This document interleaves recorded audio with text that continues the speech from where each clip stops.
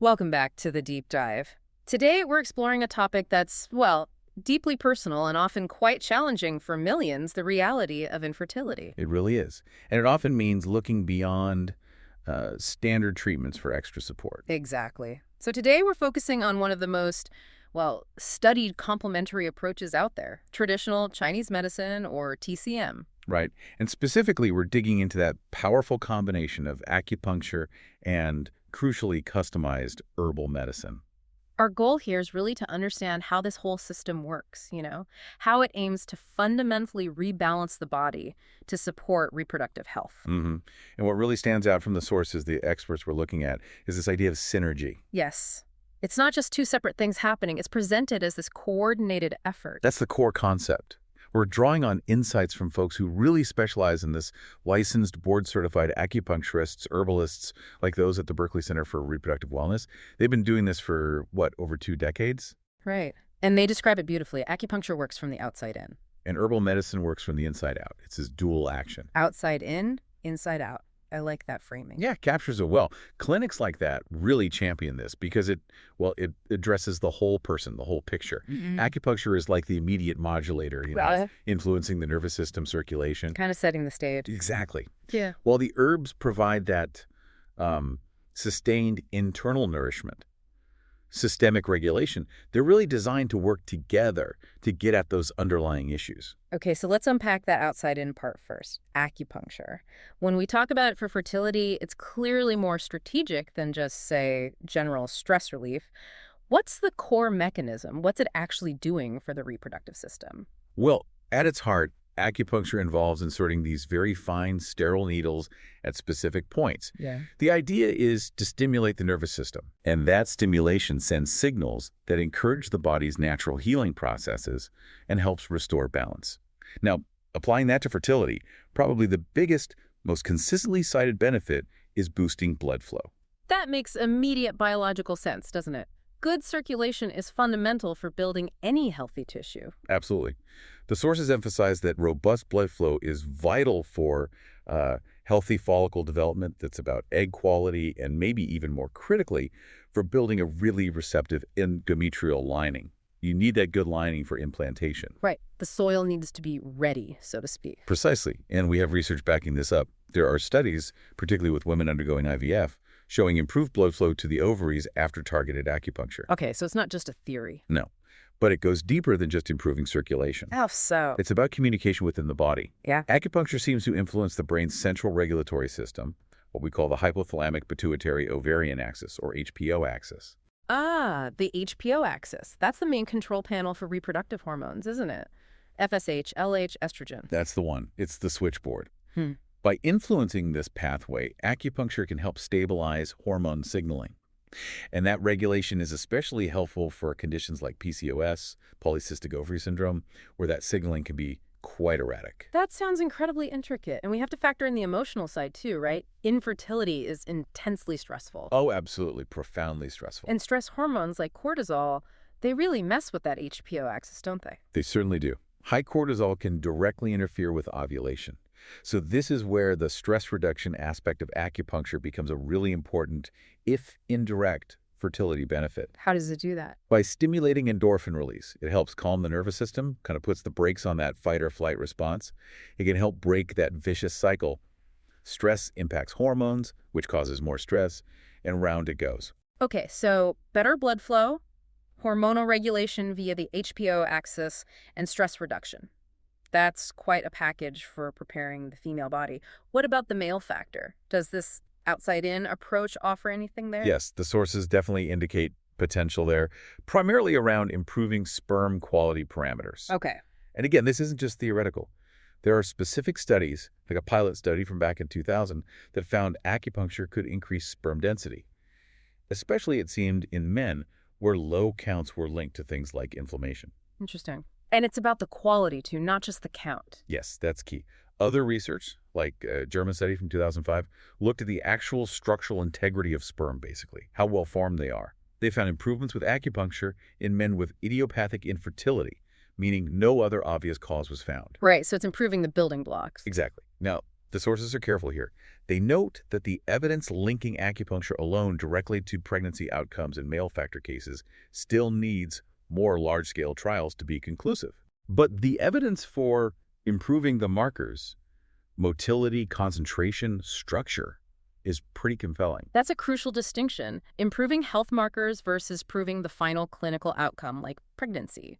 So it suggests the intervention is safe and potentially effective for improvement, but the journey to pregnancy is complex. Precisely. All right, that covers the acupuncture side quite well. Let's switch gears to the inside-out component.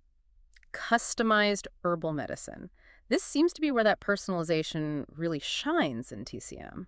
It absolutely does. And when we Right. say customized, we really mean it. It's a dynamic treatment plan. It's not like taking a standard pill. Right. These formulas usually contain multiple herbs, often, 10, 15 different ingredients, sometimes more. Mhm. They're all chosen to work synergistically Synergistically based on the individual specific diagnosis within the TCM framework. Their unique pattern of imbalance. Maybe it's what TCM calls blood deficiency or key stagnation, or maybe there are immune factors involved. Yeah. The formula is tailored to that pattern. So let's say a patient's symptoms change during their cycle, or maybe they move from just preparing to actively trying or starting IVF. The formula changes with them. Exactly. That's the key. The formula is constantly reassessed and adjusted, maybe weekly, maybe biweekly. It adapts as the patient's condition evolves. It sounds like having a personal health strategy that adapts in real time. That's a good way to put it. This level of personalized adjustment provides continuous, targeted internal support. The goal is to build and maintain the therapeutic effects consistently over time.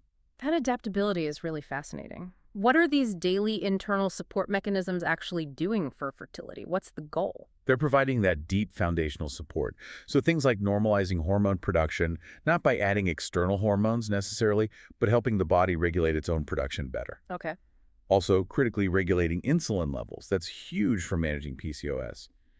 And modulating immune responses that can be really beneficial if immunological factors are suspected of interfering with implantation or pregnancy. And just like acupuncture, are the herbs also focused on the uterine environment? Absolutely.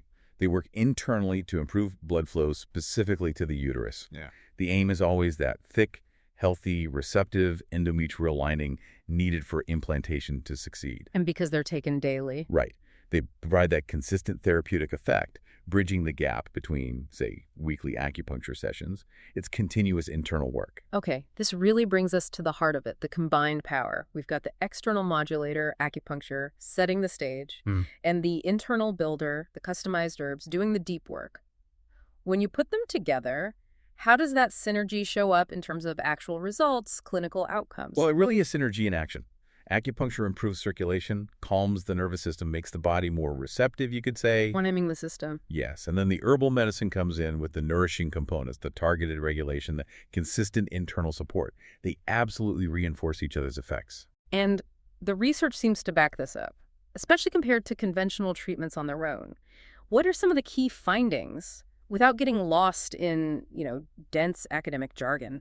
The data is definitely getting stronger. For example, recent large reviews have looked specifically at patients with ovulation problems causing infertility. Okay. And they found that combining customized TCM formulas with acupuncture significantly increased both ovulation rates and, importantly, overall pregnancy rates compared to using standard Western medical treatments alone. Wow. Okay. So not just better than placebo, but potentially better outcomes than the standard approach alone in those cases. That's what those analyses suggest. And there's another meta-analysis focusing just on PCOS. It concluded that combined TCM therapies, sometimes including things like moxibustion or fire acupuncture, alongside herbs, were actually superior to using just a single therapy. It highlights the benefit of that combined approach. Interesting. And we also know from other systematic reviews that Chinese herbal medicine, even used by itself, can improve pregnancy rates compared to some Western treatments over a period of, say, 4 months. Now, the sources also mention combining TCM with conventional treatments like IVF. It's not necessarily an either-or situation, is it? No, not at all. That's a really important point. Often it's about integration and support. TCM can be very helpful in managing the side effects of conventional treatments, which can sometimes be quite intense. Like what, for example? A specific example often cited is reducing the risk or severity of ovarian hyperstimulation syndrome, OHSS. This can be a serious complication for some women, especially those with PCOS undergoing IVF stimulation. TCM aims to help regulate the body's response to those strong hormonal drugs. Okay, that makes sense. So it supports the body through the conventional process. Exactly. And when we look at studies focusing specifically on acupuncture during IVF cycles, particularly around the time of embryo transfer, Yes, those seem quite specific. What do they show? that seems to be a moment where acupuncture can really shine as a supportive measure. There was a landmark study back in 2002, the Paulus study, I think I've heard of that one. probably. It was one of the first big ones to show that patients getting acupuncture right before and right after the embryo transfer had significantly higher clinical pregnancy rates. And has that held up? Yes, that finding has been largely reinforced by more recent, larger meta-analyses. They consistently show acupuncture significantly improves both biochemical pregnancies, the initial positive test, and clinical pregnancies, seeing a heartbeat on ultrasound in women doing IVF compared to control groups or sham acupuncture. So it seems to make the uterus more receptive right at that critical moment. That appears to be the most likely mechanism, yes, enhancing immediate receptivity. And one other crucial outcome we touched on, the potential to reduce miscarriage risk. How does the combined approach address that?